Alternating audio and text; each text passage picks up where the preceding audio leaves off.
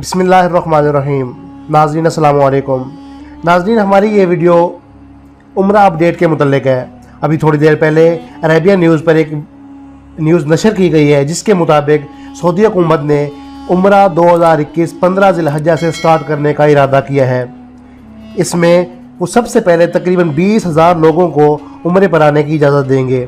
اس کے بعد کرونا وبا کو دیکھتے ہوئے اس میں دن بدن اضافہ کیا جائے گا۔ اس ویڈیو میں یہ سب کچھ بتایا جا رہا ہے کہ عمرہ 2021 15 ذی الحجہ سے سٹارٹ کر رہے ہیں۔ آئیے پہلے یہ ویڈیو دیکھتے ہیں، اس کے بعد اس ویڈیو پر تھوڑی ہم ڈسکس کریں گے۔ طبعا قبل الحج كنا نحن نتحدث على طاقة كبيرة جدا. في رمضان كنا حققنا حقيقة مكتسبات جدا كبيرة مع وجود بعض الإنشاءات اللي هي تجهيز لموسم الحج في مسجد الحرام. بدأنا نخفض الأعداد اللي هي الخاصة بالمعتمرين حتى وصلنا لمرحلة فترة الحج.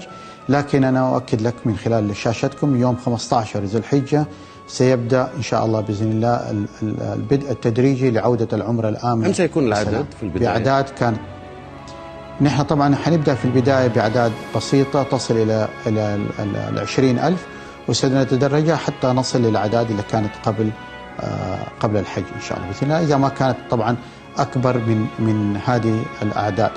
لكن كل هذه المنظومة يحكمها المراقبة الدقيقة لمؤشرات الصحية الموجودة في مكة المكرمة أو في خارج المملكة العربية السعودية عند استقبالنا للمعتمرين من خارج المملكة. ناظرین، یہ ویڈیو آپ نے دیکھ لی ہے۔ اس ویڈیو کو میں نے ساتھ ساتھ اردو میں ٹرانسلیٹ بھی کر دیا ہے تاکہ آپ لوگوں کے لیے آسانی رہے۔